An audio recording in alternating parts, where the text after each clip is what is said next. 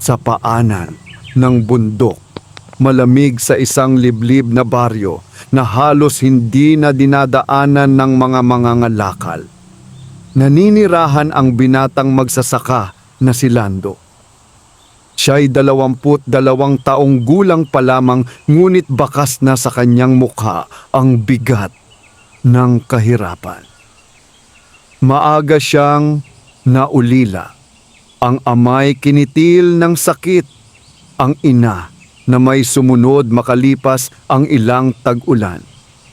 Naiwan sa kanya ang isang maliit na lupang sakahan, lupang tuyo, mabato, at tila isinumpa dahil kahit anong itanim ay bihirang mabuhay. Tuwing madaling araw, bago pa tumilaok ang mga manok, bumabangon na si Lando. Bit-bit ang kanyang asarol at punong-puno ng pag-asa ang dibdib. Tinatahak niya ang pilapil patungo sa kanyang bukirin.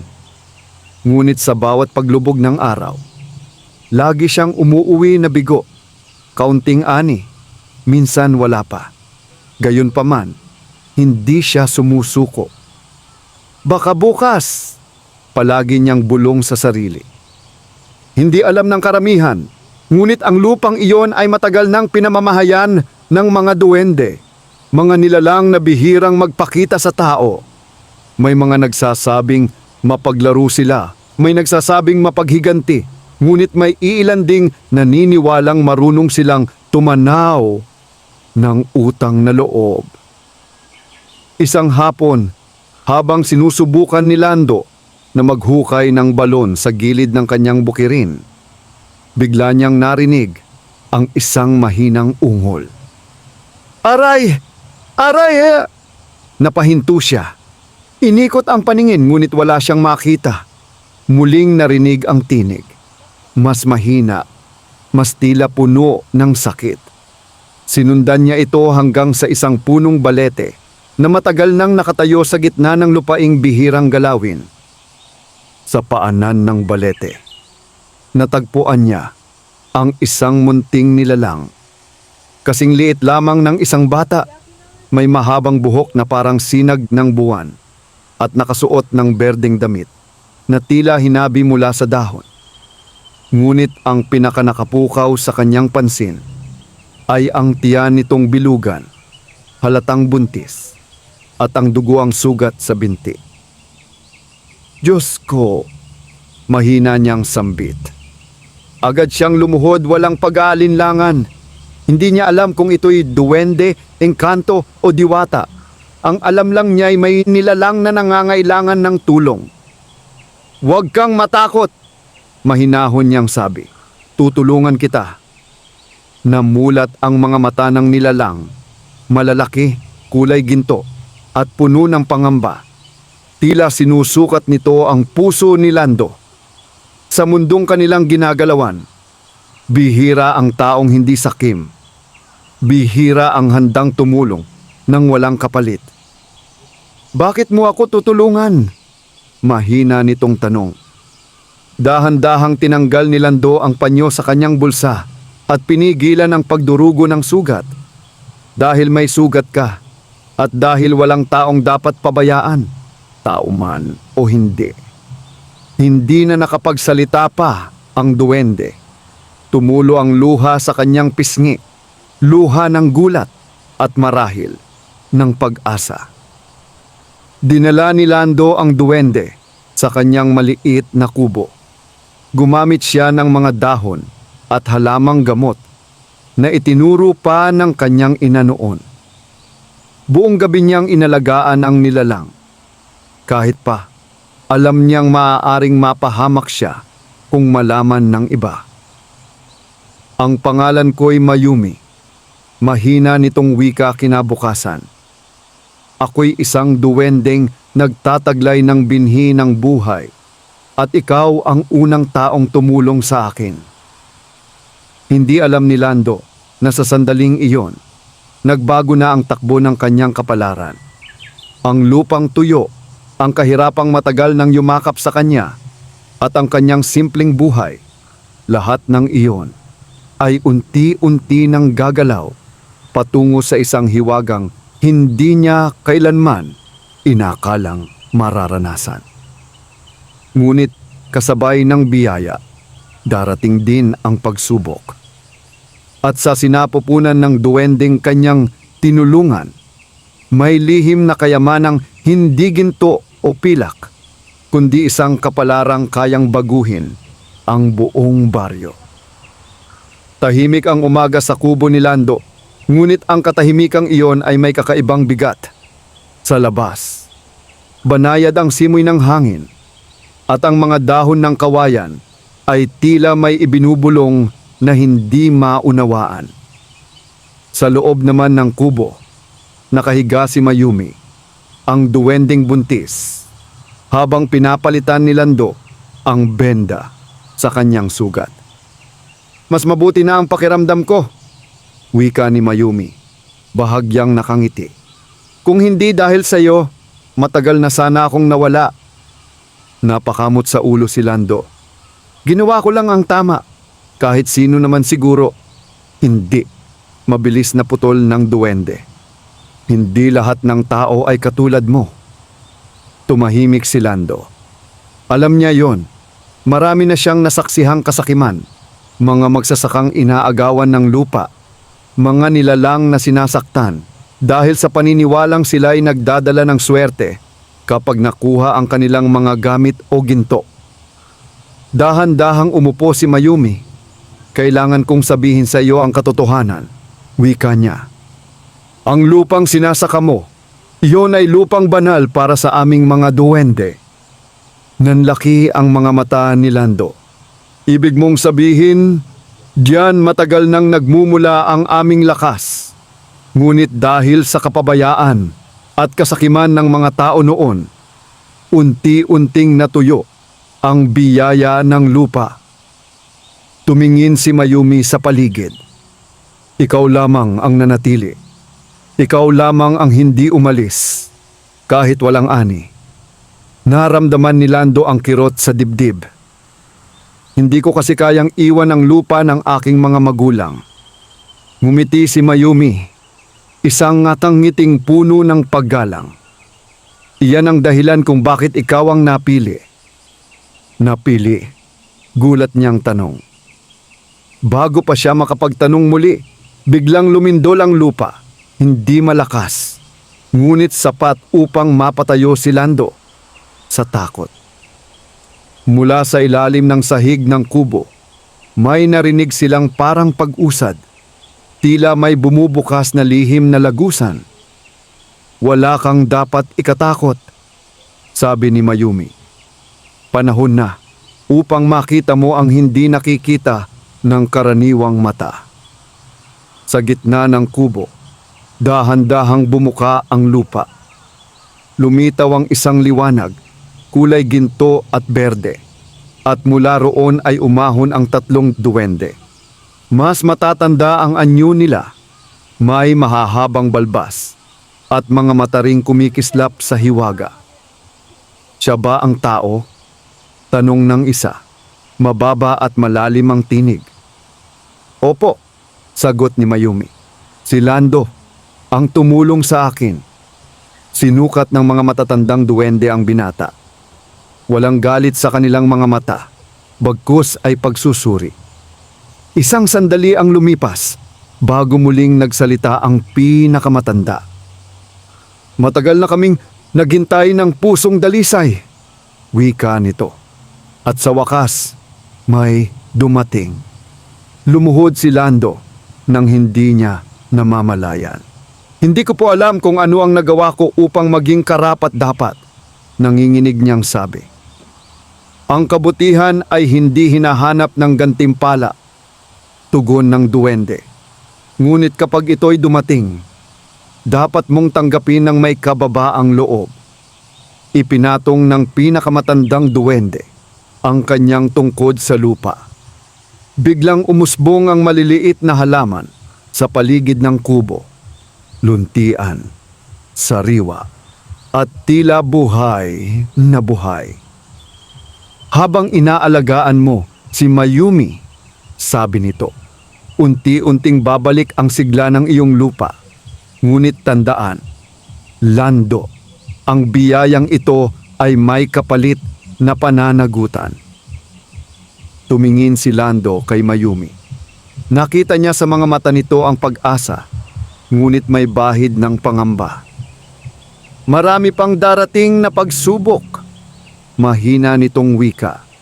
At hindi lahat ay matutuwa kapag nalaman nilang ang isang dukhang magsasaka ay pinagpapala.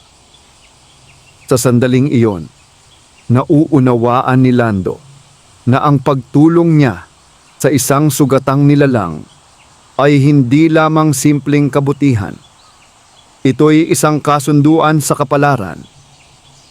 At sa paglabas ng araw kinabukasan, ang lupang dati tuyo ay nagsimulang magpakita ng unang senyales ng himala. Pagsikat pa lamang ng araw ay nagising na si Lando. May kakaibang pakiramdam sa kanyang dibdib, halo ng pananabik at pag-aalinlangan. Dahan-dahan siyang bumangon mula sa banig at lumabas ng kubo. Agad siyang napahinto. Ang lupang dati kulay abo at basag-basag ay ngayoy may bahid ng luntian. Maliliit na usbong ang sumisilip sa bawat sulok ng bukirin. Ang hanging dumadampi sa kanyang balat ay sariwa. May dalang amoy ng bagong buhay. Hindi ito panaginip, bulong niya. Lumapit siya sa lupa at hinaplos ang mga dahon. Buhay, tunay na buhay. Sa likuran niya, marahang lumabas si Mayumi, tanga ng kanyang tiyan. May bahagyang ngiti sa kanyang labi, ngunit may bakas ng pagod sa kanyang mukha. Ang lupa ay tumutugon sa iyong puso, wika niya. Habang ikaw ay tapat, patuloy itong bubukadkad. Napalingon si Lando. Pero bakit parang ikaw ay humihina? Saglit na natahimik si Mayumi. Ang pagbabalik ng sigla ng lupa ay may kapalit, marahang niyang sagot. Ang lakas na ginagamit ng mga duwende ay nagmumula rin sa amin. Kinabahan si Lando. Kung ganoon, itigil na natin. Ayokong may masaktan dahil sa akin. Ngumiti si Mayumi, isang ngiting puno ng pag-unawa. Huli na, Lando, ang kasunduan ay nagsimula na ng piliin mong tulungan ako. Bago pa siya makapagsalita, may narinig silang mga yabag. Mula sa dulo ng pilapil, paparating ang ilang magsasaka ng baryo. Pinangungunahan sila ni Mang Rodel, isang kilalang mainggitin at tusong tao. Lando! Sigaw nito. Anong ginawa mo sa lupa mo? Nagkatinginan si Lando at Mayumi. Agad na pumasok sa kubo ang duwende at naglaho sa paningin. Tila naging usok na tinangay ng hangin. Wala po, sagot ni Lando. Pilit na kalmado. Naglinis lang po ako ng lupa. Tiningnan ni Mang Rodel ang bukirin, ang mga usbong, ang sariwang lupa. Kumunot ang noo nito. Huwag mo kaming gawing mangmang. Ilang taon nang patay ang lupang iyan. Isa sa mga magsasaka ang bumulong. Baka may engkanto. Nagbago ang mga mukha nila. Mula sa pagtataka ay naging takot. At ang takot ay unti-unting naging pagnanasa. Kung may himala sa lupa mo, malamig na sabi ni Mang Rodel, dapat hati-hati ang baryo. Maring umiling si Lando. Hindi po. Wala po akong ginagawang masama. Umalis ang mga magsasaka. Ngunit malinaw sa mga mata ni Mang Rodel ang masamang balak. Hindi siya naniniwala sa kabutihan. Para sa kanya, ang lahat ng biyaya ay dapat pakinabangan. Pagbalik ni Lando sa kubo, lumitaw muli si Mayumi. Ngayon mo nakita, wika nito. Hindi lang kami ang iyong haharapin, kundi pati ang kasakiman ng tao. Lumunok si Lando. Poprotektahan kita at ang lupa.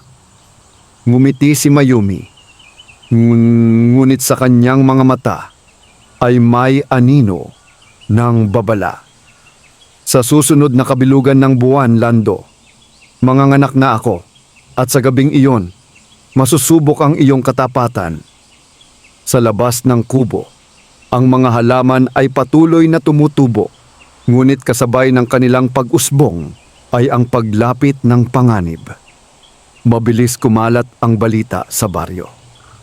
Sa bawat tindahan, sa bawat kubo, at sa bawat pagtitipon ng mga magsasaka, iisa ang usap-usapan. Ang bukirin ni Lando ay muling nabuhay. Ang lupang dating tinatawanan ay ngayoy hinahangaan. Ngunit hindi lahat ng paghanga ay may kasamang mabuting hangarin. Sa bahay ni Mang Rodet, nakaupo siya sa harap ng mesa. Nakakunot ang noo. Sa kanyang isip, paulit-ulit ang tanong. Bakit siya? Hindi makatarungan, bulong niya. Ako ang may malawak na lupa. Ako ang maraming ani noon. Tapos ngayon, isang batang walang-wala ang biglang papalarin? Tinawag niya ang kanyang pamangkin na si Tomas. Isang lalaking kilala sa pagiging mapusok at walang takot sa mga bawal. Bantayan mo si Lando, utos niya. Alamin mo kung ano ang lihim niya. Samantala, sa kubo ni Lando, mas ramdam ang kaba kaysa tuwa. Araw-araw, mas luntian ang kanyang bukirin. Ngunit kasabay nito ay mas bumibigat ang kanyang dibdib. Alam niyang may matang nagmamasid. Hindi ko gusto ang ganito, wika niya kay Mayumi isang gabi. Ayokong magdulot ng gulo. Nakaupo si Mayumi sa banig. Hawak ang kanyang tiyan. Ang biyaya ay laging sinusundan ng pagsubok, sagot niya. Ngunit tandaan mo, ang tunay na yaman ay hindi nasusukat sa ani. Biglang may narinig silang kaluskos sa labas. Agad tumayo si Lando at sumilip sa bintana. May aninong dumaan sa ilalim ng buwan. Tao, bulong niya. Hindi nagtagal, may narinig siyang yabag ng paa na papalayo. Kinaumagahan, may bakas ng paa sa paligid ng bukirin. Palatandaan ng paniniktik. Hindi naligtas, sabi ni Lando. Dapat kang magtago. Umiling si Mayumi. Hindi ko maaaring iwan ang lupa. Dito nakaugat ang aking anak. Sa gabing iyon, dumating ang pinakamatandang duwende. Muling bumuka ang lupa at lumitaw ang kanyang anyo na tila hinabi ng liwanag at anino. Ang inggit ay mabilis kumalat, wika nito. At kapag ito'y pinabayaan, nagiging apoy. Ano po ang dapat kong gawin? Tanong ni Lando. Protektahan ang lihim, sagot ng duwende. At huwag hayaang madungisan ang iyong puso. Binigyan siya ng maliit na butil, tila butong ginto.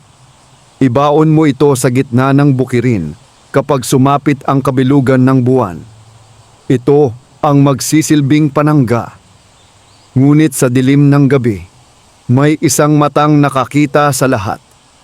Si Tomas, nakasilip mula sa likod ng mga puno. At sa kanyang isipan, unti-unting nabubuo ang isang balak na magdadala ng kapahamakan hindi lamang kay Lando, kundi sa buong baryo. Habang ang buwan ay patuloy na lumalaki sa langit, ang panganib ay lalo ring lumalapit. Dumating ang gabi ng kabilugan ng buwan na tila mas maliwanag kaysa dati. Ang liwanag nito'y bumabalot sa buong bukirin ni Lando. Nagbibigay buhay sa mga halaman at animoy nagpapahiwatig ng isang dakilang pangyayari. Tahimik ang paligid, ngunit ang katahimikang iyon ay puno ng tensyon. Maingat na ibinaon ni Lando ang butong ginto sa gitna ng bukirin, ayon sa bilin ng matandang duwende. Habang ginagawa niya ito, ramdam niya ang bahagyang pagyanig ng lupa, parang may tibok na nagmumula sa kailaliman. Sa loob ng kubo, namimilipit sa sakit si Mayumi. Lando, mahina nitong tawag. Panahon na. Napatakbo ang binata papasok. Pawis na pawis si Mayumi. Ngunit sa kabila ng sakit, ay may kakaibang liwanag sa kanyang mukha. Biglang umihip ang malakas na hangin. Ang mga dahon ng balete ay nag-ingay na tila may inaawit na sinaunang dasal. Mula sa mga anino, unti-unting lumitaw ang mga duwende, mga bantay ng lupa. Tahimik ngunit handang ipagtanggol ang banal na sandali. Ngunit hindi lang sila ang naroon. Sa gawing hilaga ng bukirin, nakasilip si Mang Rodel at si Tomas, kasama ang dalawa pang lalaki. May dala silang sulo at tali. Ngayong gabi, bulong ni Mang Rodel, malalaman natin ang sikreto ng batang iyon. Papasok pa lamang sila sa bukirin nang biglang sumiklab ang liwanag mula sa lupa. Ang butong ginto ay tumubo, isang punong may makinang naugat na kumalat sa buong sakahan, tila humahawak sa lupa at humahadlang sa mga dayo. "Ano ito?" sigaw ni Tomas. Napatigil sila, natakot sa hiwagang nasaksihan. Ngunit si Mang Rodel ay hindi umatras. "Huwag kayong matakot, kayamanan iyan." Sa loob ng kubo, umalingaw-ngaw ang iyak ng isang sanggol, malinaw, matinis, at puno ng lakas. Biglang tumahimik ang hangin. Isinilang ang anak ni Mayumi, isang sanggol na kumikislap ang balat na tila hinaplos ng buwan. Lumuhod si Lando, luhaang ngumiti, maligayang pagdating. Sa sandaling iyon, ang punong ginto ay naglabas ng liwanag na tumabon sa buong bukirin. Ang mga pumasok na may masamang hangarin ay napaatras. Ang ilan ay nadapa, ang iba'y nabulag ng liwanag. "Umalis kayo," umalingaw-ngaw ang tinig ng matandang duwende. "Hindi para sa sakim ang biyaya ng lupa."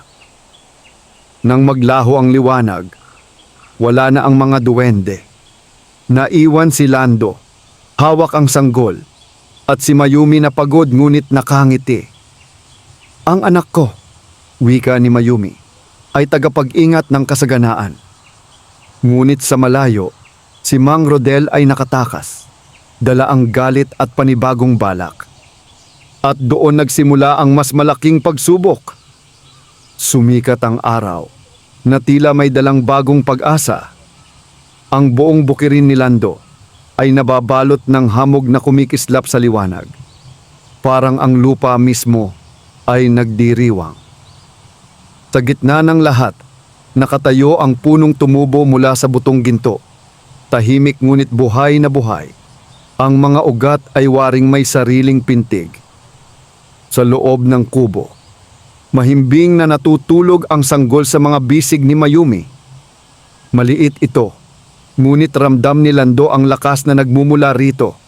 Hindi lakas ng laman, kundi lakas ng kapalaran. "Ano ang mangyayari ngayon?" tanong ni Lando. Maingat na tinatapunan ng kumot ang mag-ina. "Ngayon, Taning," sagot ni Mayumi, "ay magsisimula ang tunay na biyaya at ang tunay na pagsubok." Hindi nagtagal, ang mga pananim ay biglang namunga ng sabay-sabay. Ang palay ay yumuko sa bigat ng butil, ang gulay ay malalaki at sariwa, at ang lupang dati halos mamatay ay ngayon ay higit pang masigla kaysa alinmang bukirin sa baryo. Dumating ang mga tao, unay may pagkamangha, sunod ay may pag-asa. "Lando," wika ng isang matandang babae, "makakahingi ba kami ng kaunting binhi?" Nag-atubili siya. Naalala niya ang babala ng mga duwende. Ang biyaya ay may pananagutan. Kaya't tumango siya. "Kung ito'y para sa ikabubuti, magbabahagi ako." At nagbahagi nga siya, binhi, ani, at payo. Unti-unting gumanda ang ani ng iba, bagamat hindi kasing himala ng sa kanya. nagsimulang gumaan ang buhay ng baryo. Ngunit habang ang iba'y nagpapasalamat, may isang pusong lalo pang tinupok ng galit, si Mang Rodel. Ginagamit niya ang engkanto para maghari. Bulong nito sa sarili at ang sanggol, iyon ang susi. Isang gabi, habang abala si Lando sa pamamahagi ng ani, biglang humina si Mayumi. Napaupo siya, hawak ang dibdib, at ang sanggol ay umiyak ng malakas.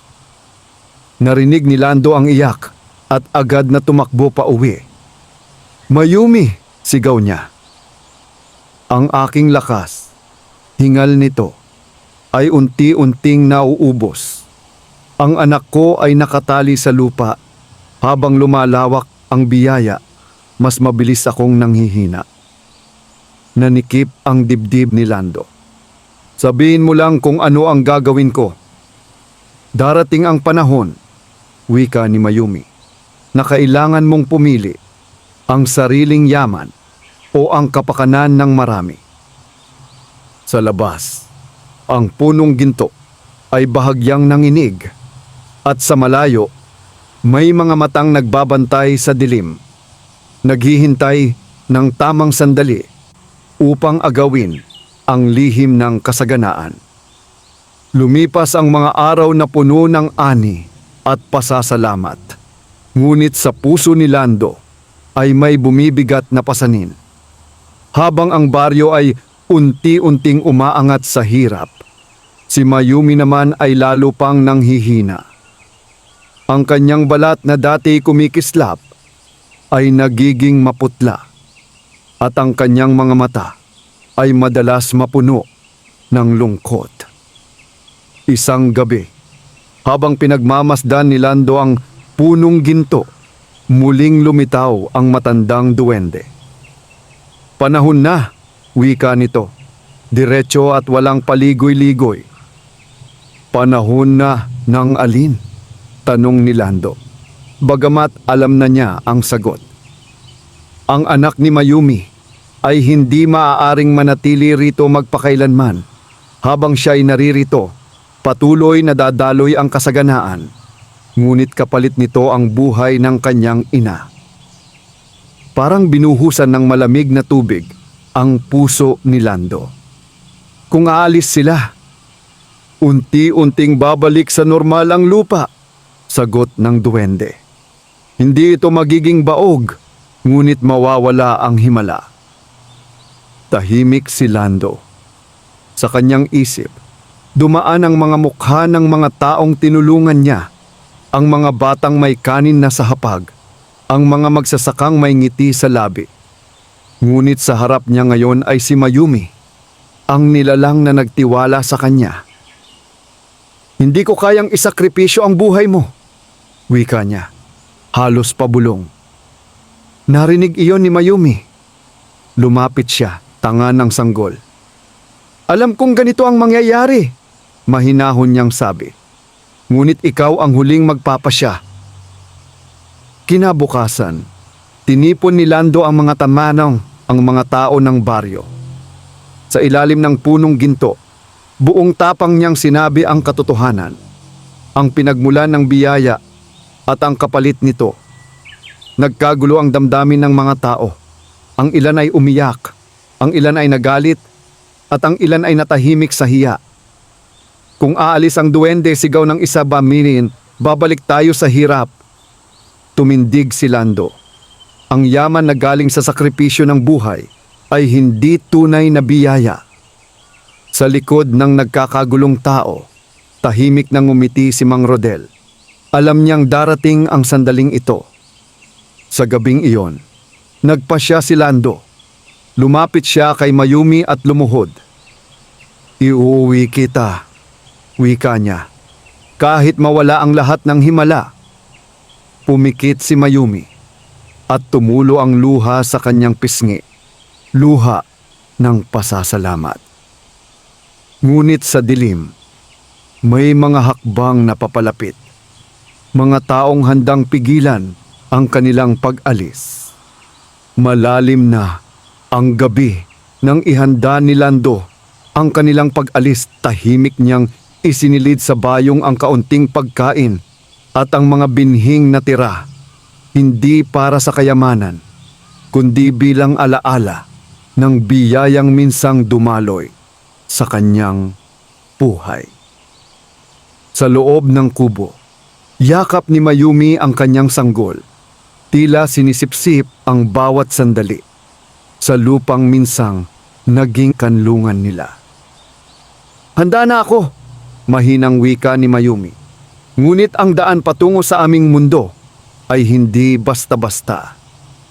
Bago pa makapagtanong si Lando, biglang umihip ang malamig na hangin. Mula sa dilim ay lumitaw sina Mang Rodel, Tomas, at ilan pang kalalakihan. May dalang sulo, itak, at lubid. "Huwag kayong aalis!" mariing sigaw ni Mang Rodel. Hindi pa tapos ang usapan. Humakbang si Lando sa unahan. Ibinuka ang mga braso. "Tama na, Mang Rodel. Hindi sa atin ang biyayang ito."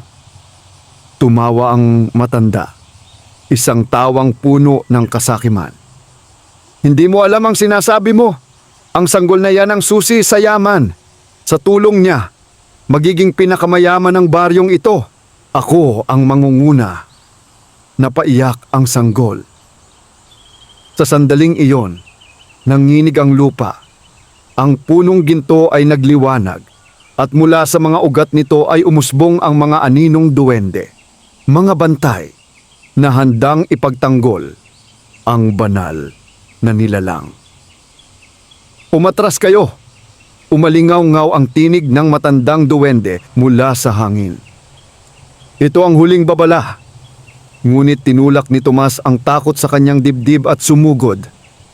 Bago pa siya makalapit, tila hinigop siya ng lupa, nakalubog hanggang baywang, hindi makagalaw. "Nakikiusap ako!" sigaw ni Lando. "Huwag na ninyong ipilit!" Nagkagulo ang mga lalaki. Ang ilan ay tumakbo, ang iba'y napaurong sa takot. Ngunit si Mang Rodel ay nanatili, galit na galit, halos baliw sa pagnanais. "Ako ang may karapatan!" sigaw niya, sabay hakbang pasulong. Sa sandaling iyon, humiwalay si Mayumi kay Lando at ay humarap sa kanila.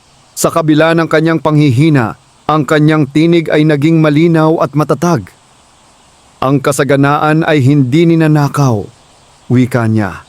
Ito'y ibinibigay sa marunong magmahal. Itinaas niya ang sanggol.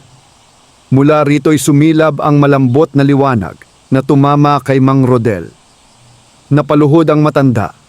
Tila biglang nabuhusan ng bigat ng lahat ng kanyang kasalanan.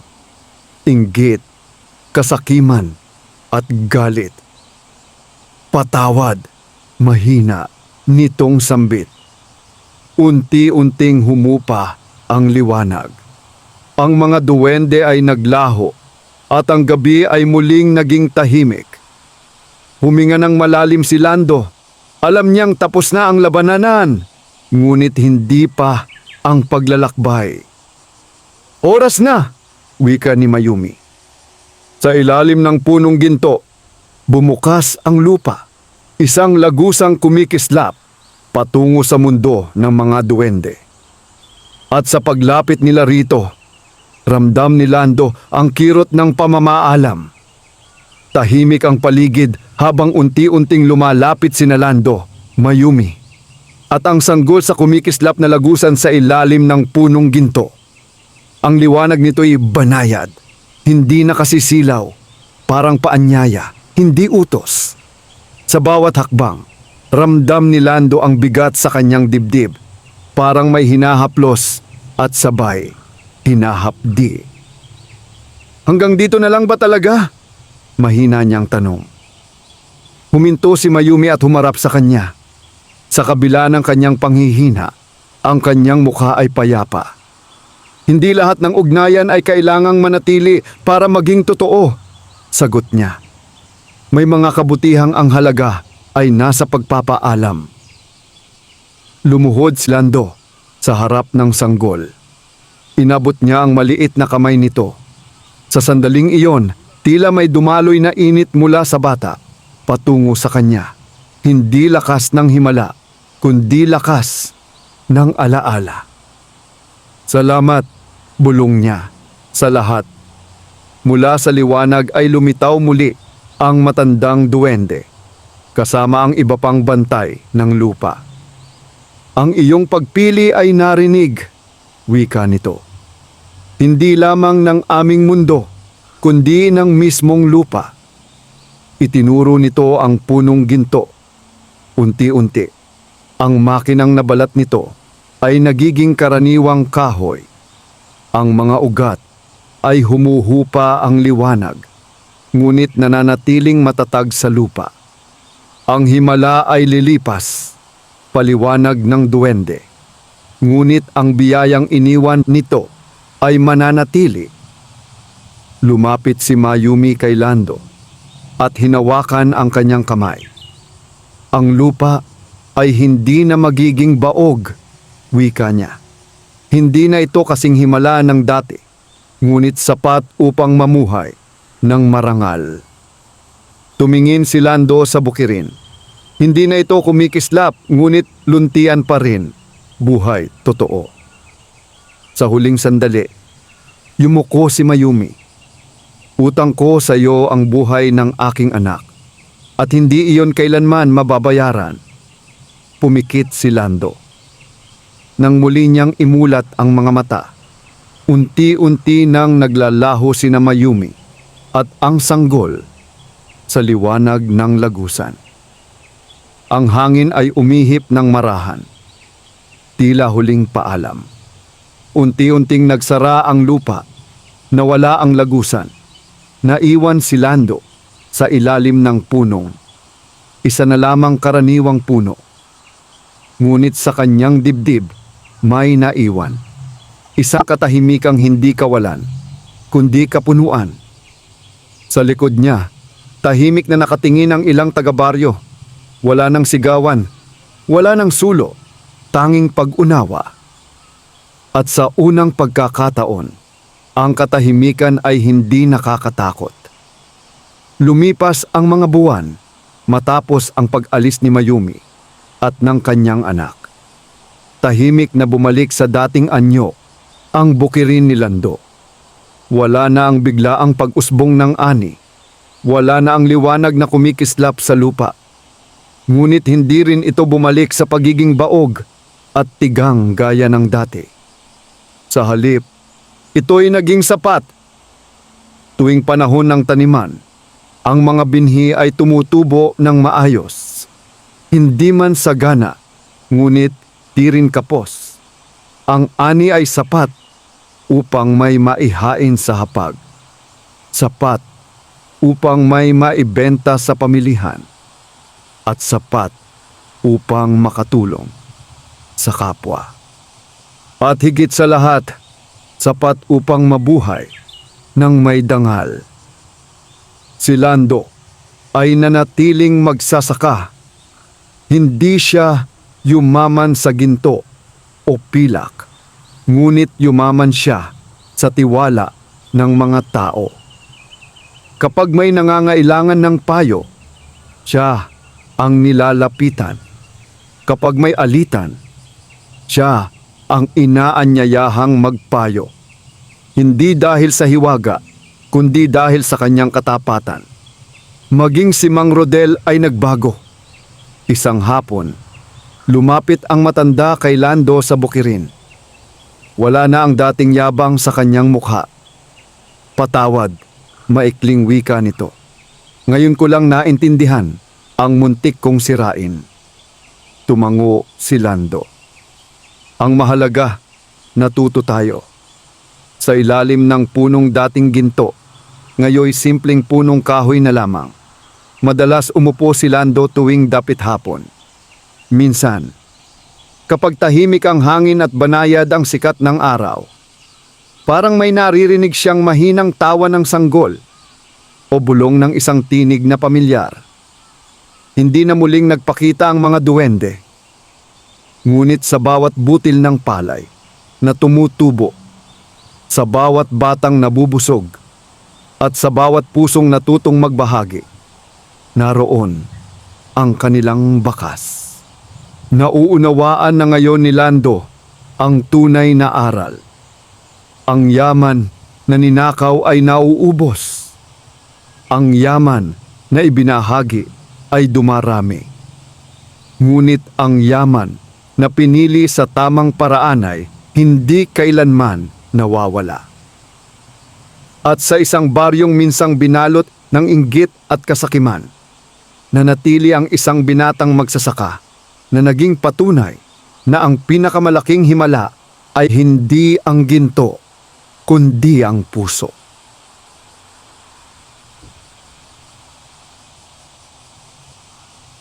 Wakas.